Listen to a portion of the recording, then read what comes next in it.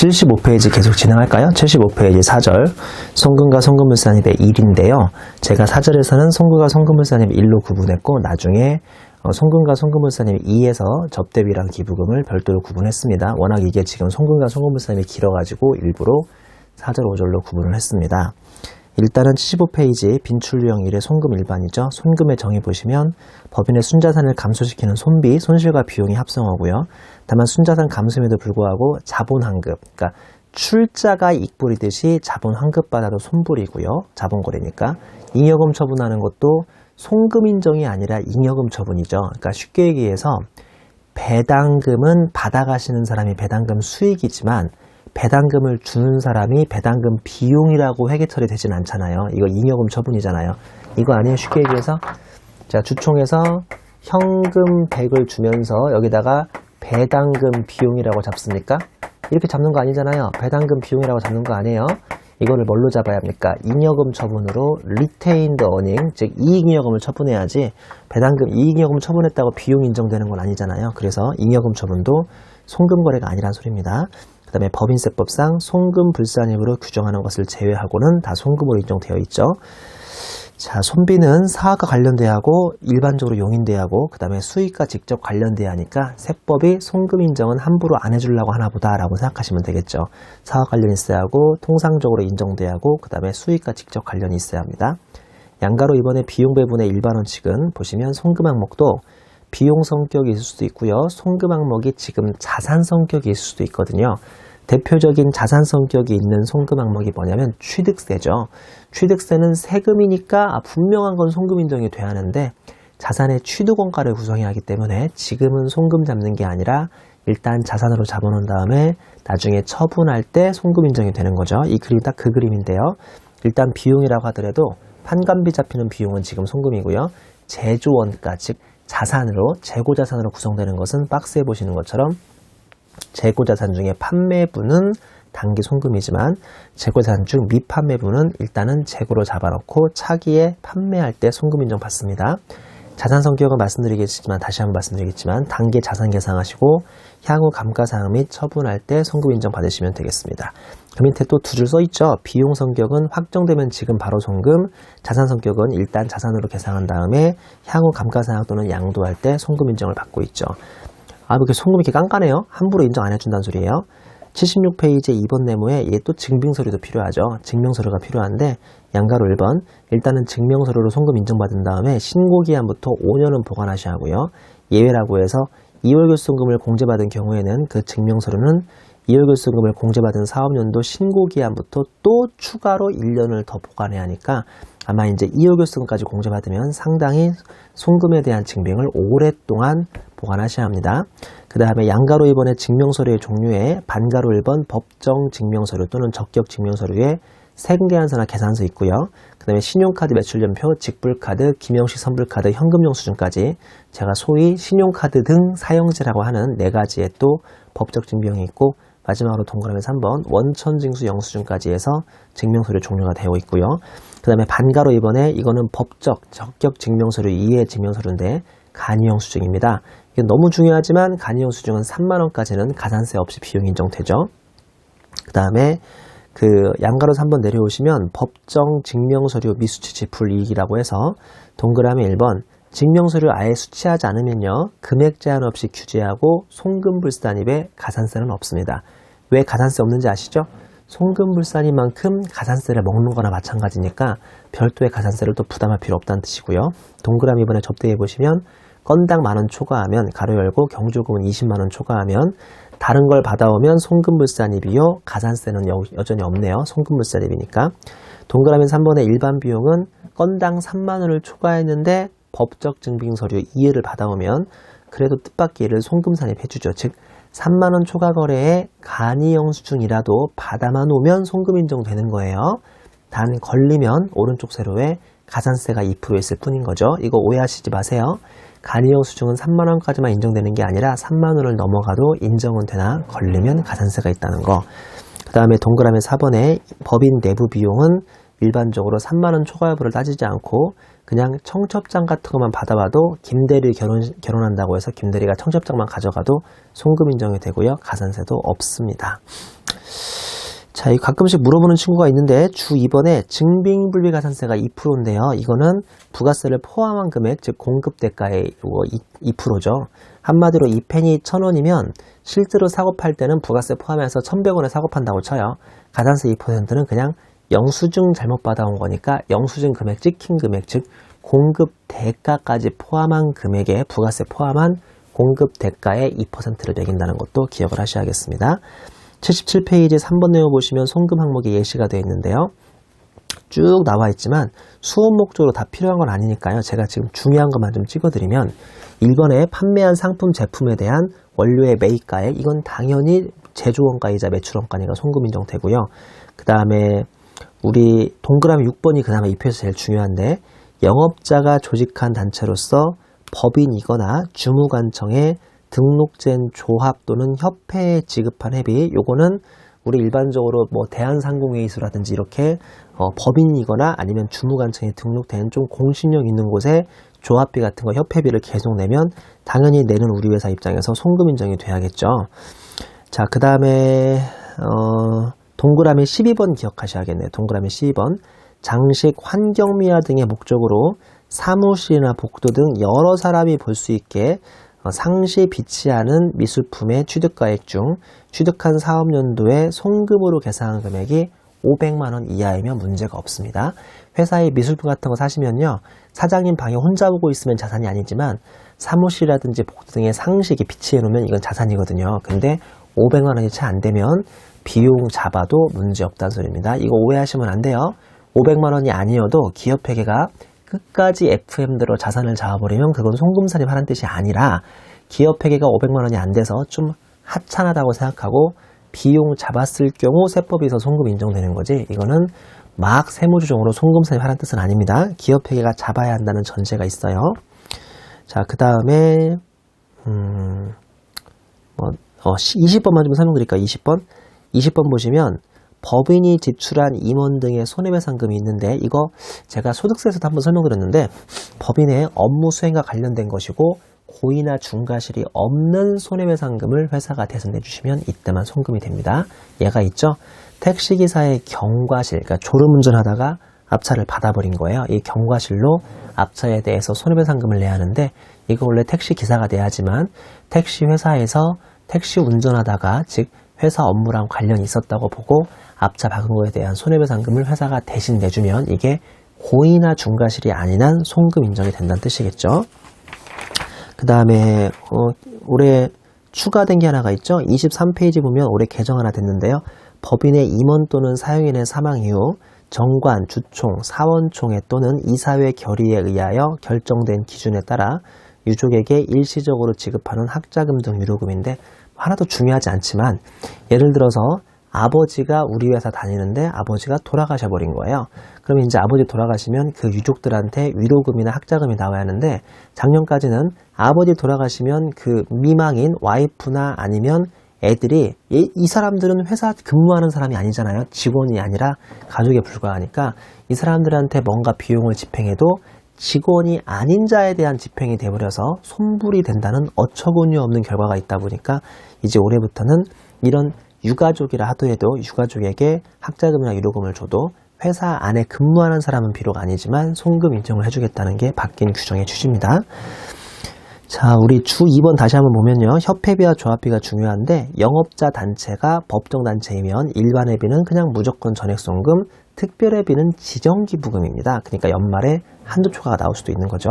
동그라미 2번, 이 영업자 단체가 임의단체라면 일반회비든 특별회비든 지정기부금이니까 한도 초과 여부를 한 번 정도는 따지셔야겠습니다. 4번 내용부터 다시 이제 그 개론 하나씩을 배울 건데요. 자산의 평가차손은 자산평가에 대한 일반론부터 공부해 봅시다. 양가로 1번, 세법은 원가법이 원칙이므로 평가손실, 즉 차손을 무조건 부인하고요. 평가손실을 잡아봐야 송금불산이므로 다시 원래 금액으로 올린다는 매우 중요한 습성이 있죠. 근데 예외 보시면 다음의 세 가지 사유는 기업회계의 평가손실을 세법이 그대로 인정해주는 특례인데요. 지금부터 배우는 세 개 예외가 납세자한테 유리합니까? 불리합니까?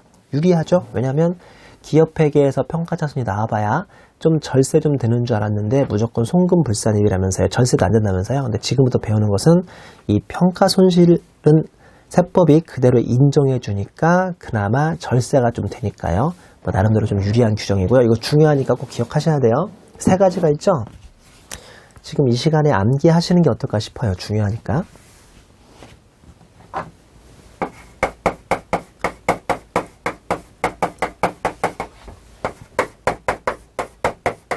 재고자산, 유가증권, 그 다음에 마지막으로 고정자산 세 가지는 좀 암기합시다. 각각 사유를 보면 재고자산은 파손부패예요. 병이 깨져거나 아니면 썩어버렸죠. 음식이. 재고가 썩어버린 거예요. 유가증권은 부도나 파산입니다. 그 다음에 고정자산은 천재지변이죠. 자, 얘네들은 평가손실을 잡힌 사유가 뭐는 아닌 거죠? 시가락은 아닌 거예요.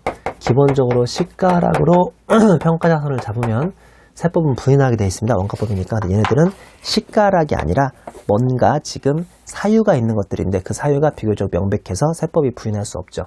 재고자산이 썩거나 아니면 부패가 됐거나 아니면 깨져버렸으면 어쩔 수 없이 세법이 깨진 술병을, 우리가 술회사라면 깨진 술병을 세법이 아무리 원가법을 사랑한다고 해서 본드로 붙일 수는 없는 내용이니까 송금 인정됩니다. 그 고정자산, 내가 가지고 있는 건물이 100억짜리인데 천재지변으로 확 휩쓸려 가버렸어요. 그러면 지금 빵원 됐을 거 아닙니까? 이게 시가락은 아니잖아요. 세법이 아무리 원가법을 좋아한다고 하더라도 천재지변으로 떠내려간 집을 다시 불러줄 수는 없는 거예요. 그러니까 이것도 송금 인정되고요. 이게 좀 까다로운데 조심하셔야 돼요. 부도 발생. 부도 발생이 약간 까다로우니까 지금부터 부도 파산을 조금 설명을 드리겠습니다. 자, 이거 중요합니다. 페이지는 78페이지. 자, 양가로분의 예외 보시면 다음의 세 가지 사유 시 기업회계 평가손실을 세법이 인정하는데 시가락을 의미하는 건 아니고요. 보시면 재고자산은 파손부패, 주식은 상장주식, 비상장주식인데 부도 발생, 회생계획 인가결정, 부실 징후지 기업, 그 다음에 모든 주식은 파산입니다. 이거 좀 까다로워요. 자, 내가 삼성전자인데 내가 지금 삼송전자 주식을 사놓고 있었는데요. 걔가 부도가 나거나 파산이 났으면 별 수 없이 100억에 샀던 것을 감액해가지고 빵원으로 잡으면 세법에서도 그 손실이 인정된다는 웃어야 할지 울어야 할지 모르는 상황이겠네요. 왜냐하면 엄청난 손실 났으니까 기업회계에서는 완전 손해가 안 좋아지는데요. 그나마 송금 인정된다면 어느 정도 절세는 되는 거잖아요. 웃어야 돼요, 울어야 돼요. 근데 그 사유가 삼송전자 주식이 부도가 나서 내가 송금 인정받을 수도 있고요. 파산이 나서 송금 인정받을 수 있는데, 자, 이렇게 기억하시면 쉬워요. 그 회사 주식이 완전 좀 더 완벽하게 망한 게 부도입니까? 파산입니까? 파산이죠? 그럼 파산은 그 회사가 상장이든 비상장이든 모든 주식에 내 입장에서 송금 인정이 되는데요. 이게 하필이면 애매하게 부도입니다. 부도. 부도는 아직 완전 망했다고 할 수 없거든요. 자, 그 회사가 상장회사라면 상장사의 부도라면 아마 신문지상이나 뉴스에 떠들썩하게 나올 만한 내용이니까 그때는 송금 인정해줘야 하는데요. 비상장회사 주식을 샀다가 부도가 나면 국가가 삼성전자인 내가 삼송전자의 비상장 주식을 투자한 것 자체도 잘 인정 안 해주려고 하고요. 게다가 나와 삼송전자가 특수관계인이면 더욱 세법은 색안경을 끼고 보는 거죠. 야, 너 정말 주식 투자한 거 맞아? 맞는데요? 특수관계인인데 둘이 짜고 친 거 아니야? 투자했는데요? 그리고 몇 년 후에 저기요, 투자했던 주식이 망했어요. 송금 인정해주세요. 너 장난치는 거지. 이거 송금 아니잖아 라고 해서 싹 다 부인해버릴 수 있다는 거예요. 이거 조심하셔야 돼요. 그게 어디 나오냐면 주에 나옵니다. 주. 피투자회사에 대한 투자회사의 지분율이 5%가 안 되고 and 취득가액도 10억이 안 돼야만 송금 인정을 해준다는 소리죠. 역으로 비상장회사 주식을 샀는데 얘가 부도 발생했을 때 피투자회사에 대한 지분율이 5% 넘어가 버리거나 아니면 취득가액이 10억이 넘어가 버리면 나와 삼송전자는 특수관계가 있다고 보고요. 이런 경우는 좀 색안경 끼고 인정을 안 해주겠다는 게 이 규정의 취지니까 이거 부도일 때는 그런 규정이 있고 파산일 때는 그런 규정이 없으니까 이왕 정리하실 거 정확히 잘 정리하시기 바랍니다. 그리고 얘가 좀 까다로운 게 5번까지 정확히 기억하셔야죠. 옆 페이지 5번을 보시면 자산의 평가차손의 송금산입 시기라고 되어 있는데 감액사유가 발생한 사업연도에 장부가액을 사업연도 종료일 현재 시가, 주식 발행 법인별로 보유주식 시가총액이 1,000원 이하이면 1,000원은 비망으로 남겨놓으시고요. 를 감액한 후 기업 회계가 비용으로 계상해 줘야만 세법상 송금으로 인정이 됩니다. 화살표 보시면 일반적인 결산 조정과 달리 법인의 시기 선택이 불가능하다는 특징이 있으니까 이 평가차손은 시기까지도 정확히 기억을 하셔야 한다는 겁니다. 기업회계가 잡아줘야 세법이 조정을 나설 수 있으니까 결산 조정의 대표적인 사례이기도 하지만 동시에 결산 조정 중에서도 시기 선택까지도 할 수 없이 감액 사유가 발생한 해에 무조건 해야 하니까 좀 까다로운 결산 조정 되겠습니다. 6번 네모 인건비 급여 상여 퇴직급여는 좀 쉬운 편이죠. 원칙은 근로의 대가를 지불하는 것이므로 당연히 송금 인정되는데 예외적으로 5가지 예외가 있죠. 비상근 임원 인건비 부당행위, 두 번째 지배주와 특수관계의 임원 직원에 대한 과다 지급한 인건비, 세 번째 노무출자 사원의 인건비, 네 번째 임원 상여금 한도 초과, 다섯 번째 임원 퇴직급여 한도 초과인데요. 1, 2, 3번은 시험 문제에 나올 수 없거나 나와봐도 한 줄 정도로 간단하게 나오고요. 4번이나 5번을 잘 기억하셔야겠죠. 자, 여기서 지배주주를 하면 주 1번에 그 정의가 나오는데요. 일반적으로 발행주식 총수가 1% 이상의 주식을 소유한 주주 등으로서 그와 특수관계에 있는 자와의 소유주식의 합계가 가장 많은 주주를 지배주주라고 부르고요. 주 2번에 임원상여금 한도 초과액은 얘는 시험에 안 나옵니다. 쉬우니까 급여 규정이 있으면 그냥 규정상 한도대로 송금 주시면 되고요. 급여 규정이 없으면 임원에 대한 상여금은 한 푼도 송금 인정받을 수가 없죠. 실무에서 임원에 대한 상여금 규정이 있겠어요? 없겠어요? 있어야죠. 있어야 인정이 되는 거니까. 주 이제 3번의 임원 퇴직급여 한도 초과액은 좀 외워주실 게 있는데요.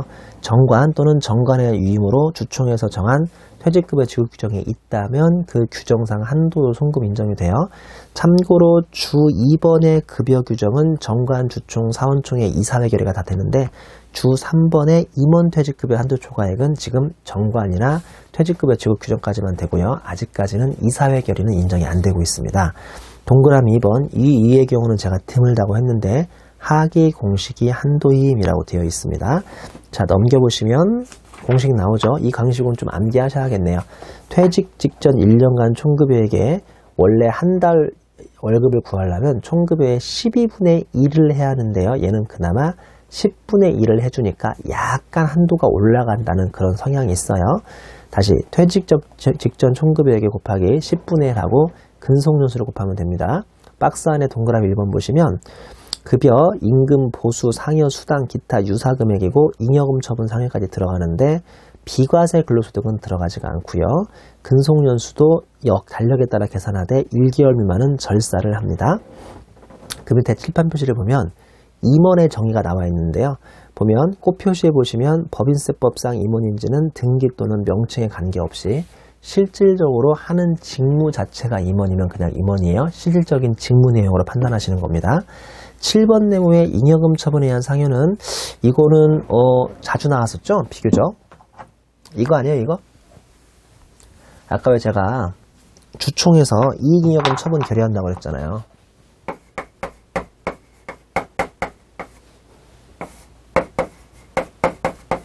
현금 100에 알리. 자, 그러면 이쪽에 자본이 마이너스가 되는 거죠. 이게 마이너스 자본이라는 소리잖아요. 근데 이게 지금부터 생각하는 요건만 맞으면 여기가 세법에서 뭘로 인정되는 거예요? 송금으로 인정되는 거니까 남한테 이렇게 인건비 주면서 세법상 송금까지 인정받아서 절세까지 받을 수 있는 좋은 규정이 지금부터 나오는 잉여금 처분에 의한 상여가 되는 거죠. 자, 보시면 양가로 1번에 제가 지금 각 구조로 설명드렸는데 원칙은 자본의 감소이므로 송금이 아니고요. 기업회계도 세법도 둘 다 이쪽에 이익잉여금 없애야 하는데 양가로 2번 예외 다음의 경우는 송금 산입된다고 해서요. 동그라미 1번 성과배분 상여금 사용이만 되고요. 자개주식 성과금 사용이만 되고요. 주식선택권은 우리 임원들한테 소위 스탁옵션을 행사하라고 꼬셔올 때가 많이 있으니까 임원까지 주식선택권에 해당이 되고요. 우리 주식선택권에 약간의 개정이 있었는데요. 원래 잘 보면 검은색 동그라미 1번, 동그라미 2번까지만 있었는데 동그라미 3번이라는 사유가 추가됐으나 수업 목적으로 이 사유까지는 굳이 기억하실 필요 없으니까요. 제일 중요한 게 성과배분 상여금은 사용인만, 자개주식 성과금도 사용인만, 주식선택권은 임원도 들어간다는 게 제일 중요하죠. 옆 페이지 8번 네모의 복리후생비 보시면 기본적으로 복리후생비는 지출하면 지출할수록 임직원의 복지후생이 향상되다 보니까 기본적으로 송금 인정이 되는데 세법전에는 뭐라고 나와 있냐면 임원과 사용을 위해 다음에 열거한 것에 하나며 이게 아니면 송금 인정이 안 된다고 돼 있지만 실무적으로는 다 그냥 요 안에 들어온다고 생각하면 되니까 복리후생비는 한도 초과나 송금물산의 문제가 거의 없습니다. 동그라미 1번의 법정부담금, 국민연금, 국민건강보험료, 고용보험료, 노인장기요양보험료 등의 사용인 거 말고 사용자 법정부담금은 다 비용 인정이 되고요. 사용인은 사용인 거 자기가 50% 내야 하는 거 아시죠? 사용자 부담분, 즉 회사가 대신 내주는 거는 무조건 송금 인정이 되고요. 기타 보시면 직장체육비, 직장연회비, 직원 회식비, 우리사주조합의 운영비, 직장 어린이집 운영비, 사회통념상 타당한 경조사비, 임직원인 지배주지의 여비와 교육 훈련비 등은 다 송금 인정이 되고 있습니다. 주에 보면 국민연금, 국민건강보험료, 고용보험료 처리되어 있는데요.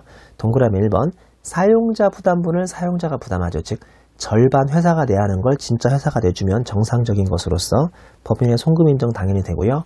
오른쪽 세로의 개인소득세는 이거는 보다시피 비과세가 되죠. 왜냐하면 회사 거를 회사가 내는 건 너무 당연하니까 이건 근로소득 과세가 안 됩니다. 거기 후수람이라고 돼 있는데 우리 벌써 배우고 왔네요. 그 다음에 동그라미 2번 사용인 부담분을 사용자가 부담해 주는데 비정상 회사고요. 요새 비정상 회담이 유행하던데 이건 완전 비정상 회사죠. 이런 회사 있으면 저한테 연락 좀 달라니까요. 저 거기 가서 근무하게. 그러니까 반절 회사가 아니라 반절 그 직원들이 내야 할 것 같지도 회사가 부담해 주면 이 회사가 천국인 거죠. 천국. 보면 법인의 송금 여부 뜻밖의 송금 인정이 되네요. 단 인건비로 인정되죠. 월급을 보조해 준 거나 마찬가지니까. 그리고 오른쪽 세로 보시면 요거는 개인소득세에서 과세가 돼서 근로소득으로 과세가 되겠습니다. 이거는 꼭 기억하셔야죠. 꽃표시에 근데 이거는 임원부담분까지도 사용자가 부담해주면 이건 임원에 대한 상여금으로 보기 때문에 아마 이번 상여금 한도 초과액에 해당될 확률이 크고요. 그러면 그냥 바로 전액 손불로 상여 처분이 되겠습니다. 문제 좀 풀어보겠습니다.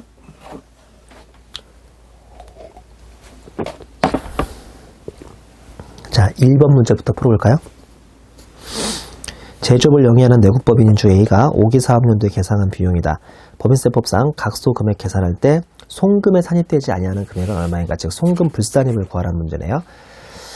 자, 좋습니다. 송금 불산입.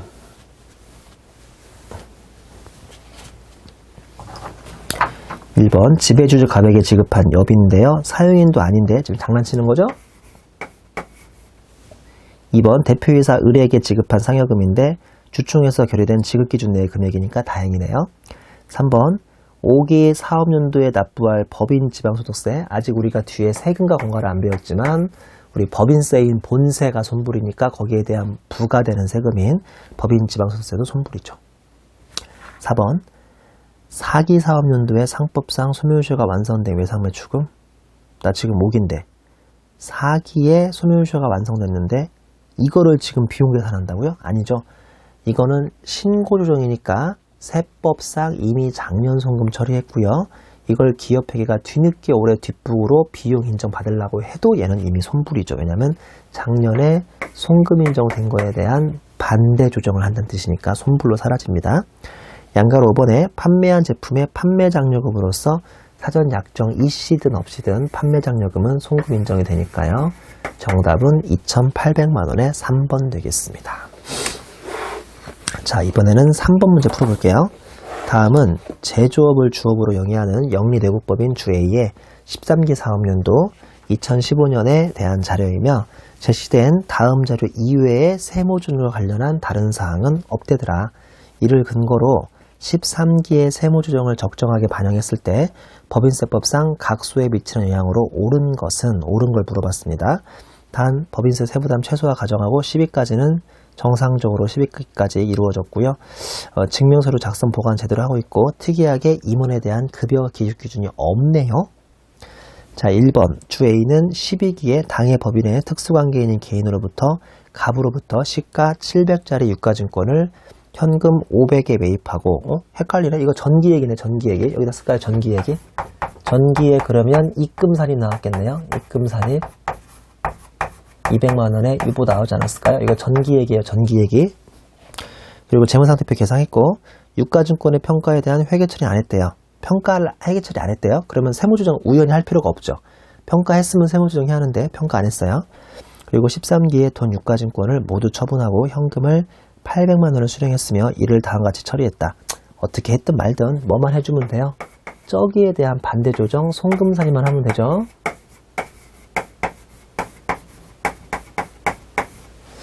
그 다음에 2번 주 A 소유의 건물을 임대보증금 5억 1천만 원을 수령하고 12기부터 임대하고 있으며 동 건물의 취득가액은 1억이고 토지는 6천만 원 포함이니까 그러면 임대보증금 5천만 원에서 토지 빼면 4천만 원 여기에 대해서 정기예금 이자율 4% 그 다음에 보증금에서 발생한 수입이자가 10만 원이니까 30만 원.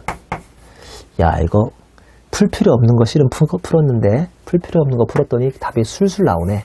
원래 이렇게 해야 하는데 할 필요가 없는 거죠. 왜냐면 얘는 지금 제조업을 주업으로 하니까 할 필요 없어요. 함정이죠, 함정. 그 다음에 3번 접대비 전액 송금으로 인정되는 금액을 지출하고 수령한 세금계산서상에 부가세 매입세액 50만 원을 포괄손익계산서에 세금과 공과로 비용 처리했다. 이거 나중에 배울 텐데요. 이게 타계정에 잘못 들어가 있네요. 타계정 접대비를 50만 원을요. 지금 어디서 어디로 끄집어 오셔야겠어요. 지금 어디로 잡혔다? 세금과 공과? 세금과 공과에서 우리 접대비로 끄집어 와야 하는데요. 접대비를 끄집어 와서 보니까 우리 회사에 지금 접대비 한두 초과가 있습니까? 없습니까? 없으니까 굳이 손불까지 할 필요 없이 다른 계정에 있던 것을 끄집어 나오시면 되겠습니다. 4번 주 A는 성과 산정 지표를 정하여 목표이익을 초과하는 이익의 10%를 성과배분 상여금으로 지급하는 것을 노사 협약을 통하여 서면으로 약정했다. 잘했어요. 근데 이에 따라서 13기 사업연도 종료일 기준으로 성과배분 상여금을 산정하여 임원에게 100만원, 사용인에게 200만원을 각각 회계처리하고 지급하기로 했고 회계처리도 처분 전 이익 이용을 했는데요. 원래 기업 회계는 맞지만 세법에서는 송금을 얼마를 할 수 있어요? 송금 산입을 200만원을 할 수 있죠. 소득처분은 자본을 건드니까 기타가 되겠습니다. 문제에서 뭐를 물어봤냐면 세무조정이 소득금액에 미치는 영향 물어봤으니까 여기 송금하고 여기 송금에 송금으로 마이너스 400을 잡아주면 되겠네요. 정답은 1번입니다. 가끔씩 질문하는 경우가 있어요. 선생님 이거 송금산입 200이 아니라 송금불산입 100 아닙니까? 이렇게 질문하는 친구들이 많이 있어요. 왜? 왜 이렇게 하고 싶은데? 선생님 이거 성과배분 상여금 이런 거는요 임원한테는 인정 안 돼요. 사용인한테만 인정되죠. 나도 알고 있다. 근데 왜? 그러니까 임원한테 보냈던 100만 원은 부인해야 하는 거 아닙니까? 라고 해서 손부를 하는 우스꽝스러운 질문들이 있습니다. That's very funny. 이렇게 하시는 거 아니죠? 왜냐하면 기업 회계가 300을 정말 오바해서 비용 잡았으면 그때는 손불 100이 맞는데 보다시피 기업 회계는 자본만 잡았으니까 마이너스 자본 잡았으니까 우리는 안 되는 걸 건들 게 아니라 되는 걸 송금 인정 받으시면 되는 거잖아요. 그래서 1번은 얘는 200만 원의 기타여서 1번이 정답이 되겠습니다. 자, 우리 85페이지 빈출유형 02의 세금과 공과 및 지급이자를 풀어보겠습니다. 세금과 공과는 비교적 쉽죠?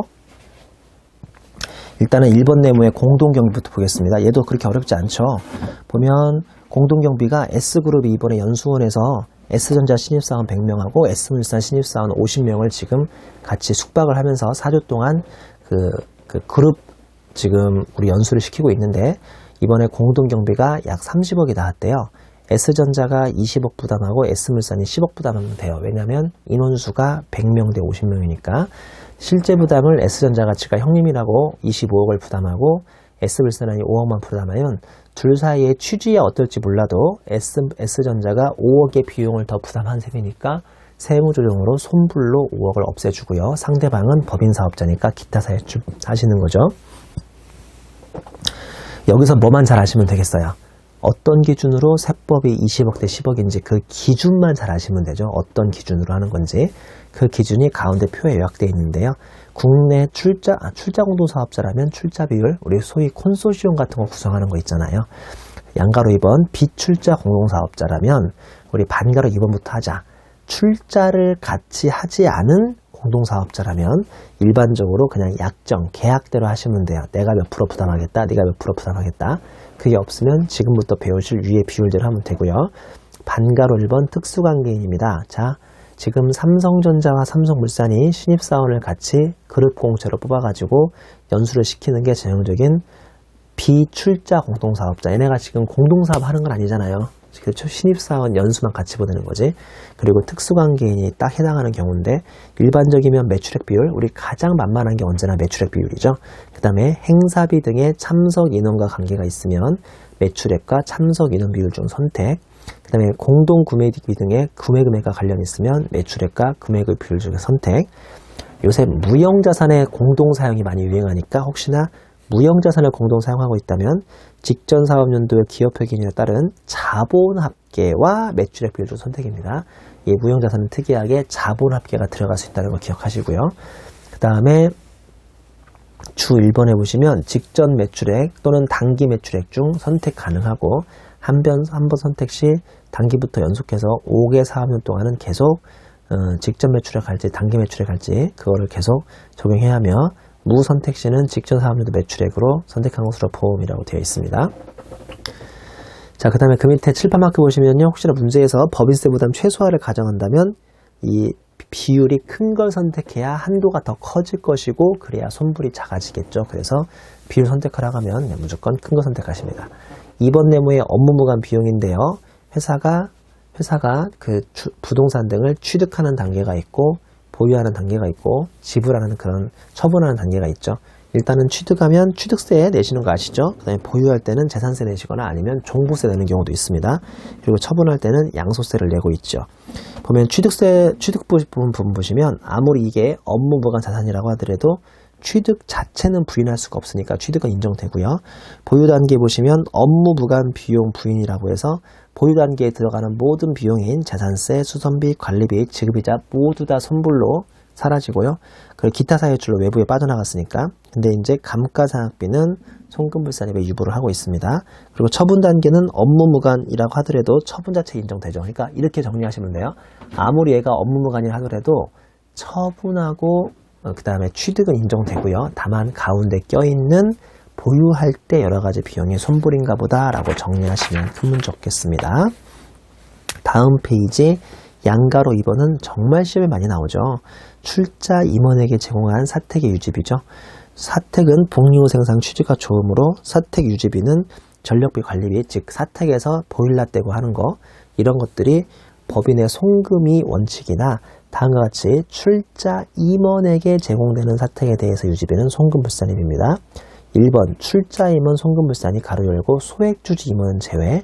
그러니까 소액주주 1%가 안 되는 소액주주 임원은 출자 임원에게 제공되는 사택의 유지비도 송금 인정된다는 소리고요. 2번에 비출자 임원과 소액주주 임원을 포함하고 사용인까지는 송금 산입을 해주고 있지요. 아주 중요한 편이니까 잘 정리하셔야죠. 그 다음에 주에 보시면 출자 임원이냐 소액주주가 1%를 유주로 한다는 것도 써 있고요. 주의 세 번째 줄에 꽃표시 보시면 출자 사용인 개념은 없다. 즉 사용인은 1%가 넘든 2%가 넘든 사용인은 출자 사용인이라는 개념이 없습니다. 송금 인정이 되겠죠. 양가로 3번에 기타 업무 무관 비용이라고 해서 우리 왼쪽 세로만 읽어보시면요. 업무 무관 자산의 취득을 위한 차입 비용, 좀 이따 배우시겠죠. 지급이자 송금불산입. 그 다음에 타인이 주로 사용하는 자산에 대한 비용, 뇌물, 법률을 위반하여 노조 전임자에게 지급하는 급여 등이 다 이제 기타 업무 무관 비용이라고 해서 일반적으로 손불을 당하는 케이스겠죠.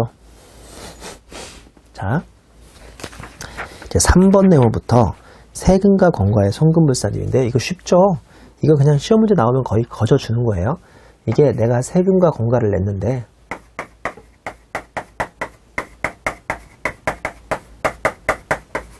잘못이 있냐 없냐. 나 잘못 없다. 내가 그걸 피하고 싶었지만 피할 수 없더라. 그러니까 한마디로 거의 강제적으로 내야 하는 것들은 이거는 송금이죠. 그게 아닌 것들이 예외적으로 손불이 있는 거죠. 별로 어려울 거 없죠? 자, 지금 설명드린 것은 86페이지에 박스 하단에 설명이 있으니까 참고하시고요. 옆 페이지 양가로 1번에 손불되는 것, 즉 특이한 것들, 소위 조세 정책적 목적이라고 하는데요. 반가로 1번 법인세 비용, 즉 법인세 본세하고 법인 지방소득세, 법인에 대한 농특세까지 이거 다 손불. 부가세, 매입세, 공제받을 수 있으면 손불의 유보 잡고요. 공제할 수 없는데 법인 규책 사유가 있어요. 내가 잘못한 거죠. 그러면 손불의 기사. 그게 아니라 법인 규책 사유가 없으면 원래부터 부가세, 매입세계 불공제인가 보다. 별 수 없으니까 자산성이 있다면 자산의 원가 잡으시면 되고요. 자산성이 없다면 바로 손금 인정이 되십니다. 그 다음에 방가로 3번의 개별 소비세 주세도 부가세랑 비슷하죠. 간접세라고 생각하면 되니까 직매장 등으로 제품을 반출할 때 부담한 개별 소비세 주세는 향후 제품 판매 시 회수 가능한 채권 성격이므로 손불 유보하고요. 부가세, 매입세가 유사한 성격이라고 생각하시면 되겠습니다. 그 다음에 방가로 4번의 기타 보시면 증자 관련 등록 면회세, 의무 불이행으로 인한 부과된 세액 등은 다 손불이 됩니다. 그 다음에 주 2번에 누가 법인 규책 사유가 있는지 없는지 OX 해놨으니까요. 여기 법인세에서 배웠던 것과 같이 소득세, 부가세죠. 부가세에서 배웠던 것과 같이 연관해서 정리하시면 큰 문제 없겠습니다. 그 다음에 다음 페이지 주 5번에는 간주 취득세, 관세, 환급금 등에 대한 법인세법상 처리까지 써 있는데요. 왼쪽 세로에 간주 취득세, 오른쪽 세로에 취득원가, 관세, 매입 부대의 비용이므로 취득원가, 관세 환급금, 환급받는 관세는 입금이라고 해서 제가 간단하게 요약했는데요. 요걸 건든 시험 문제는 지금까지 거의 없었으니까 참고만 하시면 됩니다. 4번 네모에 세금과 공과금의 송금불산입이라고 돼서 이것도 똑같은 로직인데요. 자, 양가로 1번에 예외 보시면 다음의 사유에는 손불이라고 돼 있죠. 동그라미 1번 법령에 의한 의무납부가 아닌 임의적인 공과금인데 이거 바로 피할 수 있음에도 불구하고 냈으니까 이거는 이제 손불된다는 소리고요. 이번에 의무 불이행 등으로 제재 목적으로 공과금으로 잘못이 있죠. 이것도 손불이 될 수밖에 없습니다. 이거 공과금은 많이 나오지 않으니까 오른쪽에 있는 사례 나올 때마다 하나씩 챙겨가시면 됩니다. 일단은 송금 인정에 폐기물 처리 부담금이 있고 교통유발 부담금이 있고요. 그 다음에 개발 부담금하고 장애인 고용 부담금이 있고 그 다음에 예외적으로 임의적 출연금하고 폐수배차 부담금 등이 이거는 예외적으로 손불이 되는 친구들이라고 생각하면 됩니다. 자, 옆 페이지에 89페이지에 5번 내용 보시면 세금과 공과금의 송금불산입의 벌금인데요. 내용 보시면 벌과금이 손불이 되려면 정부 부가 그 다음에 법령 위반이 돼야 합니다. 무슨 말이냐? 표 안에도 표를 보시면 왼쪽 세로는 바로 법률 위반 등에 의한 벌과금입니다. 즉 벌과가죠. 벌금, 과태료, 가상금. 얘네들은 손불되는데 거기에 비해서 오른쪽 세로는 지연경. 단순히 내가 상대방한테 지금 벌금을 낸 게 국가도 아니고요. 사계약상 내가 오늘까지 납품하기로 한 만통을 납품 못했기 때문에 사계약상 이게 바로 이제 그 지연경이 돼서 지체, 연체, 시간의 경과라면 이런 경우는 상대방한테 돈 주면서 내가 그나마 송금이 인정되는 케이스니까 너무 걱정하지 마시고요. 양가로 이번에 기타 보시면 가산세와 징수불이행세 잘못 있고요. 가상금과 산하처분비도 잘못이 있습니다.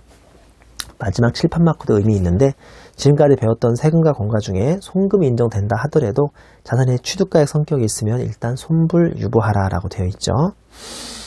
자, 그 다음에 넘겨보시면 문제가 좀 나오는데요. 문제 한번 풀어보겠습니다. 6번 문제 풀어볼까요? 법인세법상 송금상의가 관련된 설명으로 옳지 않은 것은 물어봤습니다. 1번 접대 및 지정기부금, 임원에 대한 퇴직금의 경우 세법에서 정한 일정한 한도를 초과하는 금액은 손불된다. 맞죠? 아직 안 배웠지만. 2번 영업자가 조직한 단체로서 법인이거나 주무관청에 등록된 조합 또는 협회에 지급한 회비는 송금 2조 아닌 게 아니라 2번이 오답. 3번 자기주식 소각 손실은 그 본질이 감자차손에 해당되어 송금에 사집하지 않는다. 맞죠? 처분 이익도 아니고 소각이니까요. 4번 감가상각비의 경우 특정 연도의 세무상 송금산입액이 회계상의 비용 계상액을 초과하는 경우가 발생할 수 있다. 당연히 그러겠죠? 응? 당연히 그럴 거예요. 그래서 손불 나오겠죠? 5번 민법상 소멸시효가 완성된 선급금, 소멸시효 완성 자산은 소멸시효가 완성된 날에 속하는 사업연도에 일반적으로 송금을 잡아야죠. 다 맞는 설명이네요. 2번만 빼고. 자, 우리 7번 볼까요? 7번. 다음은 주 A의 11기 사업연도의 법인세 계산을 위한 세무조정 내역으로 가는 설명하다 옳지 않은 것은 1번 전기 이전에 납부한 법인세 중 단기 환급이 100만원이죠. 그러면 입금불산입이네요. 왜냐면 전기 손불이니까. 환급 가상금도 150만원 들어왔으면 이거는 다 입금불산입이고 기타네요. 왜냐면 배턴할 필요도 없거든요.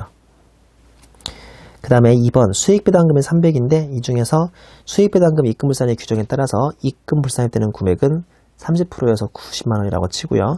수령하면서 투자주식을 지분법에 따라 감액하고 300만원을 입금산이 유보로 그 다음에 90만원은 입금불산이 기타로 세무조정했다. 90만원 기타 세무조정 설명할 필요 없죠? 왜 300만원의 입금산이 유보를 했을까요? 지분법 좀 아세요? 시험에 낼 물으니까 지분법 정리했겠죠? 지분법 회사 주식에서 현금 300 맞죠? 이렇게 하면 기업회익에서 300을 배당 잡습니까? 그 주식을 감액합니까? 주식을 감액하죠? 뭔 소린지 알죠? 지분법에서. 세법은 지분법 몰라요? 바보여서. 그냥 현금 300 나가면 여기에 뭐 잡으시면 돼요? 배당금 수익이지 뭐. 그러면 주식을 다시 이쪽으로 늘려야 하니까 입금산입에 300의 유보 나오는 거 맞죠? 그 다음에 3번 사업연도 말 현재 공사가 진행 중인 건설본부에 근무하는 임원의 인건비 지급액이 3천만원. 이 중 세법상 송금불산에 해당 액은 500만원이고 장부상 비용 처리하고 2,500만원은 송금불산 유보하고 그 다음에 500만원은 송금불산이 상여처분도 했죠. 그 다음에 4번에 채무면제액 400만원을 장부상 잉여금으로 회계 처리하고 돈 금액을 입금산입 기타로 세무조정했다. 맞네요. 왜냐하면 이거 세법상 입금인데 이걸 이익잉여금 처리하면 입금산입으로 기타 해줘야죠. 5번 자기주식을 200만원에 취득하고 기업회계에 따라서 장부상 자감에 표시하고 차감 표시하고 금액을 송금산입 기타로 했다. 아니죠? 이 송금산입 기타도 있는 것도 있지만 입금산입도 있어야 돼요. 왜 그러냐면 잘 보세요. 기업회계는 현금 100에 자기주식을 100을 취득하고 이걸 무슨 거래로 알고 있어요? 얘는 지금 자본거래로 알고 있는데 똑똑한 세법은 자기주식을 주식거래, 즉 자산거래로 봐야 돼요. 그리고 현금 100을 잡아야 하니까 일단은 자산을 증가시켜야 하는 입금산입 해줍니다.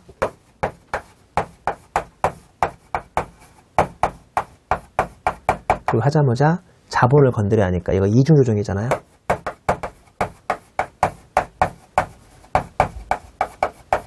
이렇게 이중조정 해줘야죠. 근데 답에는 그냥 이중조정이 아니라 송금산입 기타만 한다고 했으니까 이제 틀린 설명이죠. 그래서 5번이 답이 되겠습니다.